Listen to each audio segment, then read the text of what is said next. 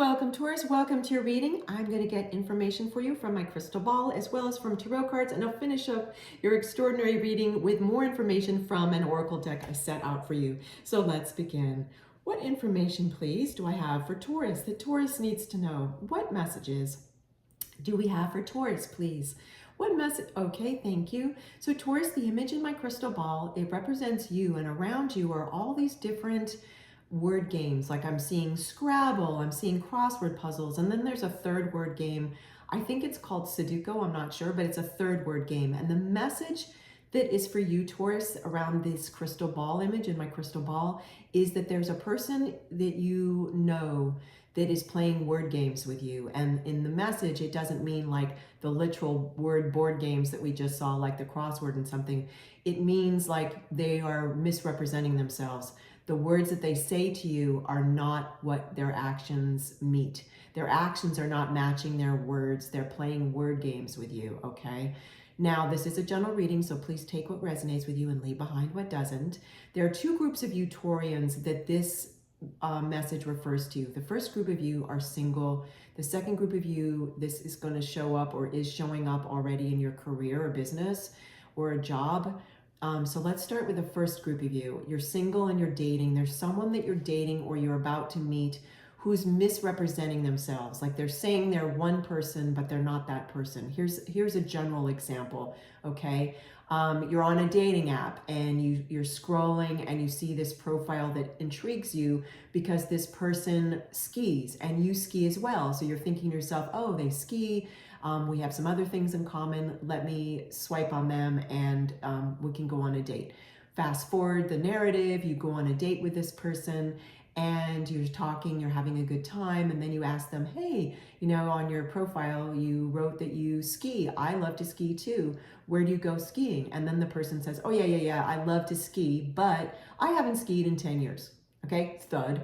This is a general example my loving spirit team is giving me to illustrate this word games from a person. In other words, this person is misrepresenting themselves. They're misrepresenting themselves in that they are saying they're one person, but it's just, yes, they want the lifestyle of being a skier, but they don't actually ski. So you see in that example, you see they're not being malicious. They don't mean to mistreat you. It's just that they haven't really thought it through. And so this is kind of a nuisance factor. I get it. And do know, Taurus, that your intuition is going to see through this. You're going to feel like, hey, something's off. You know, this person's saying one thing, but they're not that person. In another example, again, a general example, it looks like there's someone that some of you have been dating, a person that you've been dating. For a few of you, this is another example. And this person is saying they want a relationship, but it's way in the future. Like they only want a relationship, but way in the future. Right now, they just want a date. So they're kind of like, it's a kind of like a false promise. So do see through that. If you're ready to have a relationship and you're dating now to have a relationship with someone, you may not want to be in the experience of someone kind of stringing people along. Again, that's their truth. They want a relationship, but way in the future. But the real message is that they should be saying is, you know what, I'm just want to date casually now. Maybe way in the future I'll have a relationship, but it's not anytime soon. Like they need to be more direct. Again, that person, another example, general reading, isn't meaning to be malicious or mislead you. It's just they haven't really thought it through, okay?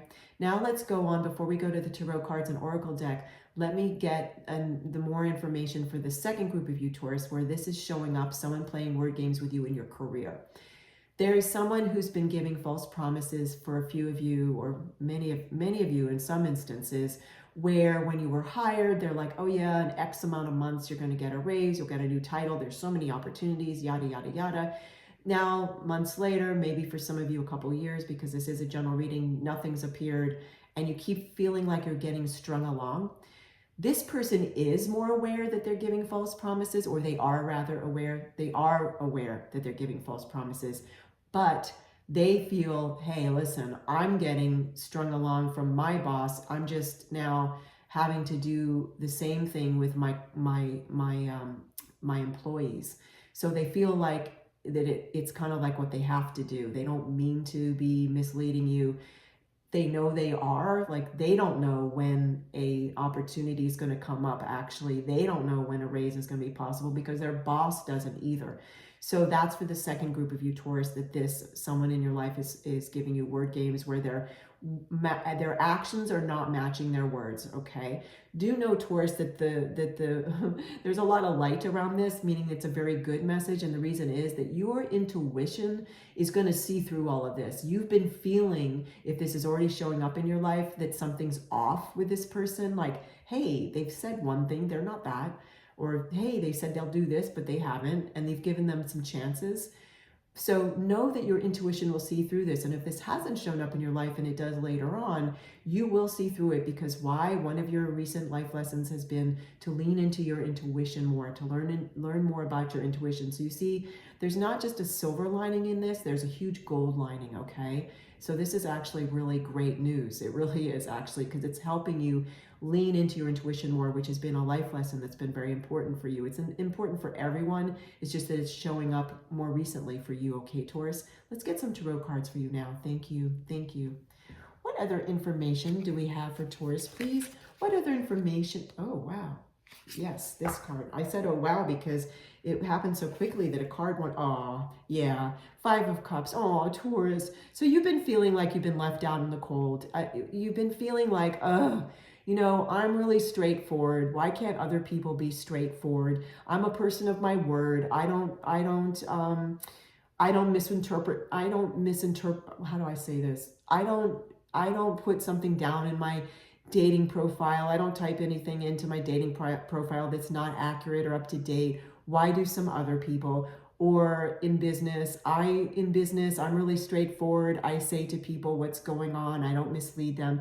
So you've been feeling really out in the cold, where it's like, hey, where are the people that can be direct with me? I haven't met those people recently.